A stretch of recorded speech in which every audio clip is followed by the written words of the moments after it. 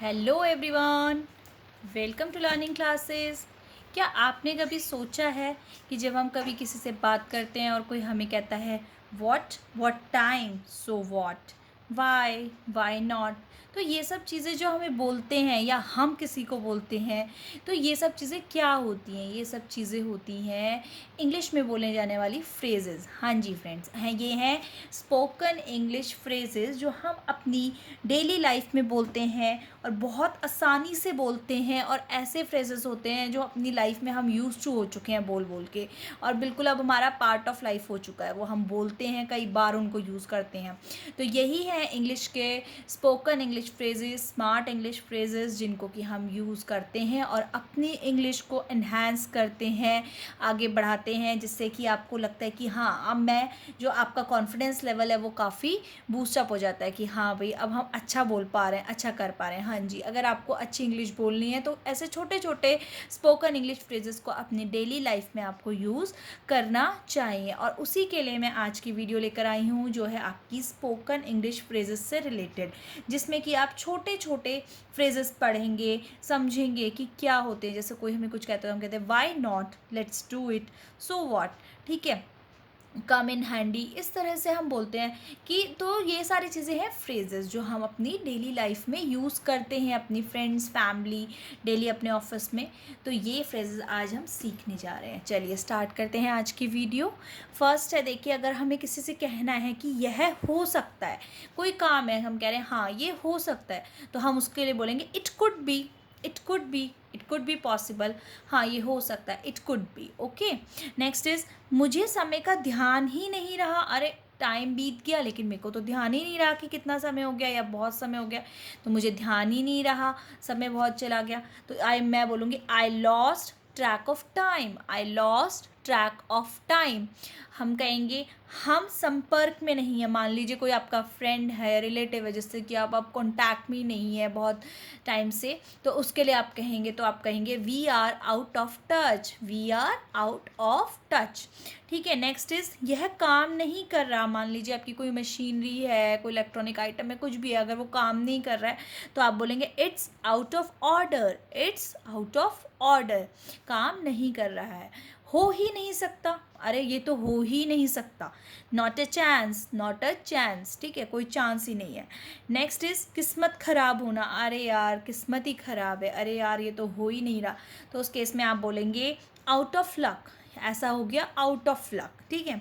Next is, कुछ भी करके, कुछ भी करके मुझे ये काम तो करना ही है, कुछ भी करके आज मुझे ये काम अपना निपटाना ही है, कैसे भी करके, तो उस केस में मैं बोलूँगी वन वे और अनदर, वन वे और अनदर, कुछ भी करके, चाहे ऐसे या वैसे, ये काम मुझे कंप्लीट करना है।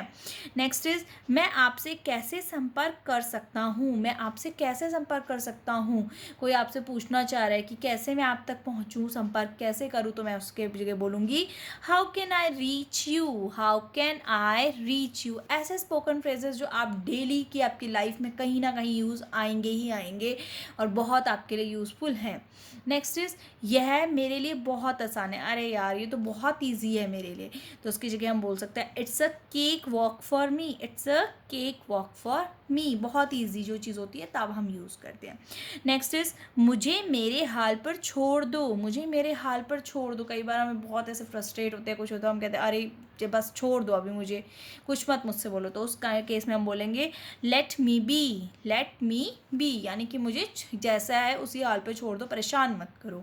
नेक्स्ट इज, कोई भरोसे के लायक नहीं है। अगर कोई भरोसे के लायक नहीं है तो उस स्थिति में आप बोलोगे no one is trustworthy, no one is trustworthy.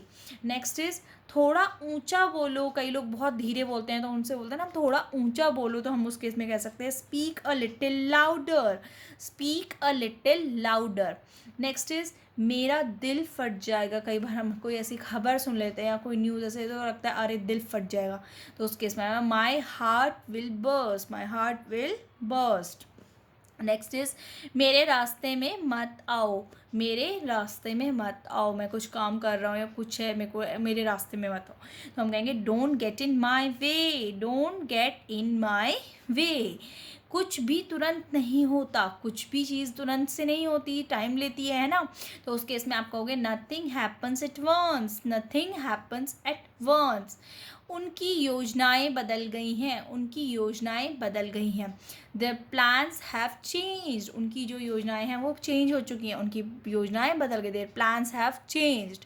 Next is यह सुनकर मेरे रोंगटे खड़े हो गए। कई बार हम ऐसे कोई न्यूज़ सुन लेते हैं, कुछ सुन लेते हैं, तो लगता है कि अरे क्या न्यूज़ है, तो रोंगटे खड़े हो जाते हैं। तो I got goose bumps hearing it. I got goose bumps hearing it.